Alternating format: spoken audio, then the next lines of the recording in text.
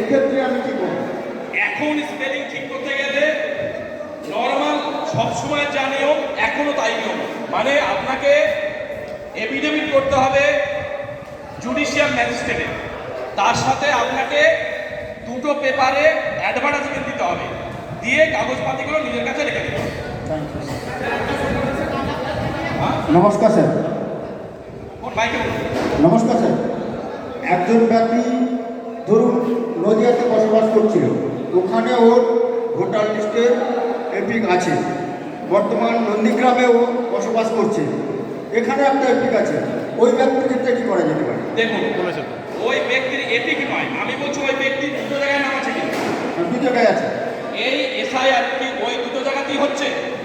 নদিয়াতেও পেয়েছি, তারপরে পশ্চিমবঙ্গ নন্দীগ্রামেও পেয়েছি। তারপরে পশ্চিমবঙ্গ দু জায়গায় হচ্ছে। দুটো এপিকে আলাদা আলাদা নাম্বার। দাঁড়ান, এপিক নয়, আমি ব্যক্তিকে বলেছি।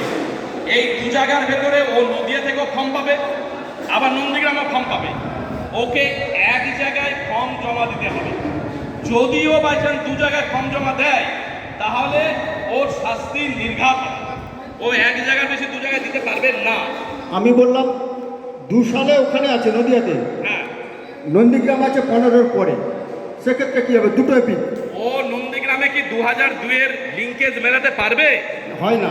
পারবে না। না। তাহলে ও ওখানে জমা দেবে, এখানে ওর নাম কাটা যাবে। ধন্যবাদ। যে কোনো এক জায়গায় পারবে, দু জায়গায় পারবেন না। নমস্কার, এই ধরনের ট্রেনিং দেওয়ার জন্য বিডিও সাহেবকে ধন্যবাদ। একটি জিনিস জানতে চাইছি যে কোনো পরিবার ফর্ম পাওয়ার পর ফর্মটি ফুল ফিল আপ করবে, সেক্ষেত্রে সে কি দ্বিতীয়বার ফর্ম পাবে? আমি আবারও বললাম, ফর্ম হারানো, পুড়িয়ে যাওয়া, ভিজে গেছে, নষ্ট হয়ে গেছে, এটা করা যাবে না, কারণ সরকারি ডকুমেন্ট। বাই চান্স যদি কারোর প্রবলেম হয়, আমাদের মাস্টার কপি আমাদের কাছে আছে, তখন আমরা দিতে পারবো। কিন্তু অবশ্যই তদন্ত সাপেক্ষে তাকে থানায় এফআইআর করতে হবে, এফআইআর কপি লাগবে, তার আগে নয়। ওকে বাঁচানোর জন্য আমরা বাঁচিয়ে দেবো, সেটা নিয়ে অসুবিধা হবে। বলছিলাম কি 97 সালে বাবা এবং মা তার দুজনই মারা গেছে। তারপরে 2000 সালে তো 2000 নাম, কোনো অসুবিধা নেই।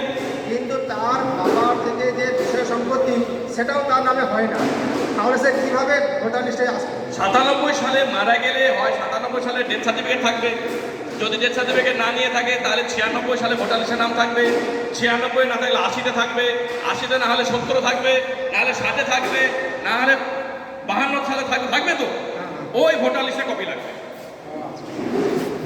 স্যার নমস্কার। স্যার আমি বলছি 2002 সালে তার বাবার ভোটার লিস্টে নাম আছে, কিন্তু 2002 সালে ওনার নাম নেই, ওনার স্ত্রীরও নাম নেই। এখন তাদের ছেলেরা মেয়েরা বিয়ে হয়ে গেছে, তাদের কি সমস্যাটা? ওই একই রকম, যে যদি 2002 সালে না থাকে তাহলে বিএলও সরাসরি পারবে না। এবার কি হবে, অফিসার, সিনিয়র অফিসার যারা থাকবে তারা ব্যবস্থা নেবে। নমস্কার স্যার, আমি যেটা জানতে চাচ্ছি 2002-তে তার পদবি ছিল বড়, বর্তমান 2025-এ তার পদবি দাস হয়েছে, এই ক্ষেত্রে কি ডাক্তার? এই ক্ষেত্রে যখন থেকে পরিবর্তন হয়েছে তখন তার ডকুমেন্ট থাকার কথা। ওই যে ডকুমেন্ট বলতে বলে দিয়েছিলাম যে এক্সিকিউটিভ ম্যাজিস্ট্রেটের, এক্সিকিউটিভ না, জুডিশিয়াল ম্যাজিস্ট্রেটের এফিডেভিট আর দুটো পেপারে তার অ্যাডভার্টাইজমেন্ট। ঠিক আছে, চলুন আমরা শেষ করি।